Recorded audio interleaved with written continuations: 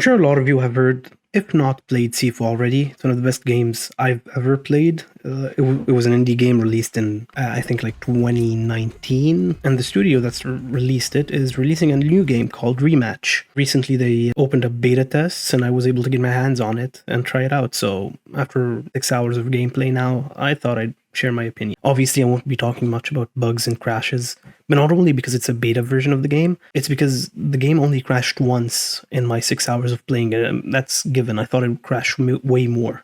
Now, every time I've seen this game in a review or a YouTube video or anything like that, I've seen it compared to Rocket League and being mentioned along with Rocket League. And I guess you could say it's a similar concept. It's an arcadey football game, but I think there's three really important differences. The jumping and wall climbing that you have in Rocket League, the way the ball interacts with the player, and the camera controls. By far, the most annoying thing in the game is that you cannot lock onto the ball. It makes it so much harder to see things properly and to actually tackle and play. It also limits potential for better controls and shooting. Unlike Rocket League, you can move your camera and make it stick to one position, whether it be the ball or in front of you or anything like that. I haven't played Rocket League much, so I don't know much about it, but I do know that it has way better camera controls. The second difference is the gameplay. Now, this game's gameplay is very simple. You can have a pretty good idea of controls and styles after a couple of hours of playing. There's no like button combos that would allow you custom moves, like plugging the ball into your ass and shooting it as hard as possible towards the goal. Instead, it's just a shoot, pass, tackle, and jump and dive. It's really nothing fancy. You won't be able to have much skill expression or creativity. Sooner or later, everyone's going to be doing the exact same plays and following the same formula. Unlike Rocket League, where you can have so much creativity with the way you handle the ball and try to figure out a way to win. You can again, I haven't played Rocket League much, but I've seen so many videos of it where like cars are flying around and you can like figure out new ways to pass and control the ball in the air and everything. This game doesn't have anything like that other than having to learn how to position yourself in the camera properly and accordingly. Controls are as simple as possible. You would have fun in the first, say, like 20 hours, probably much more than Rocket League since it's way easier to figure out. But after that, you would start to lose interest as the game gets stale and boring and repetitive. And for my actual biggest complaint, which is the number 3 difference, it's the way players interact with balls. I believe this isn't really like a beta problem. I don't think they're planning on fixing it, or maybe they are. It's just like a problem with the fundamentals and the core mechanics of the game. In Rocket League, balls are just an object that are free to move however physics engines dictates. And once you hit them, you apply force as if you push the box against the ball. That's how it works, and that makes sense in the context of Rocket League because cars don't have feet, they don't have movable parts. So it's just as simple as that. In this game, since you're playing as actual people, balls have to stick to your feet. And the way they worked around that is they made it like a magnet. So both your feet and the ball is a magnet, and once you lock on and get close, it automatically sticks to your foot, which makes like interactions, it makes sense in this context, but it makes interactions where two people are next to the ball and both tackle or try to run with it really weird and inconsistent. You could get someone from behind you, just walk, and he can lock onto the ball and steal it. You can have two players right next to each other, two teammates, and the ball just kind of goes to someone randomly. It's really annoying, and it feels very clunky most of the time, and it makes it a lot less fun. And my last turnoff would be how pre-made dependent the game is.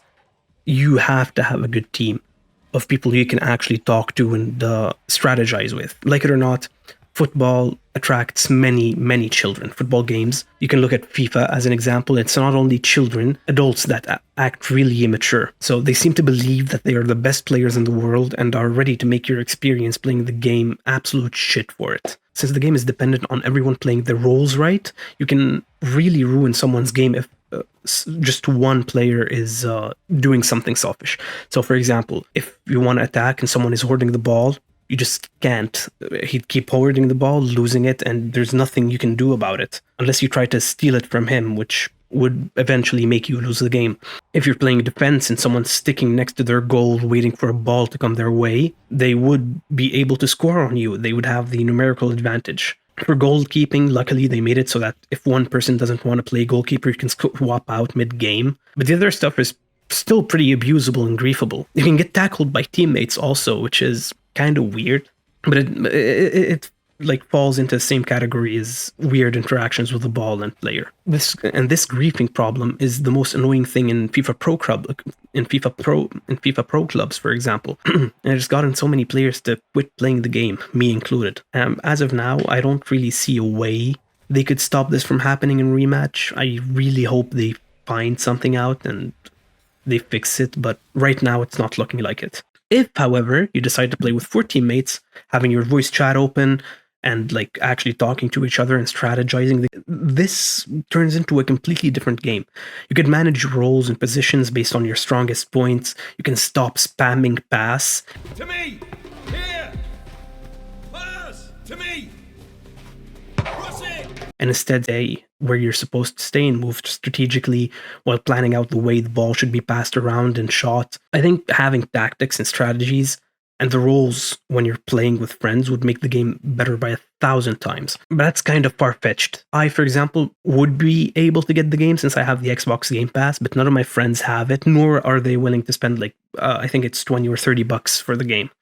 Which means if I decide to play, I would have to do it alone. One thing this game is really close to nailing, however, is goalkeeping. It's probably the only time in your life you would be excited to be the goalkeeper. I really like the way they implemented it. The jumping and the tackling feel really smooth, the movement and everything. Catching the ball feels a bit too easy right now, but I assume that's something that they could fix easily later on in Nerf when the game fully releases. The game is looking promising. If they decide to actually work on it and fixing the issues and adding some more mechanics to the game, I think it would really hit.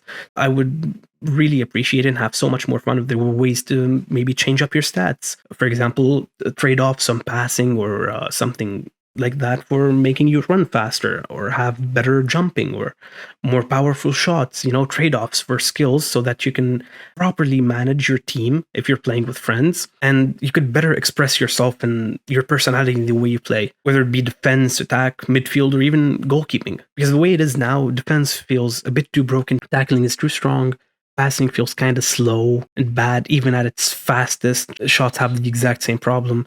Curving feels lackluster and useless most of this time since it doesn't change the direction that much. And goalkeeping is, as I've said, just broken and overpowered. I think it will also benefit from having like larger fields, maybe more players, a different mode for like 7v7 or 8v8. The game does look promising. I think if they better implement new features and modes, it would be so much fun. And I think the game is a solid 2.75 out of 5. If you're someone who likes to strategize ball movement and organize your team and everything like that, you would have a blast if you have your friends with you. But by yourself, I really don't think it's worth it right now. And it's probably not going to be worth it ever, in my personal opinion, of course. Anyway, thank you for watching and have a very nice day.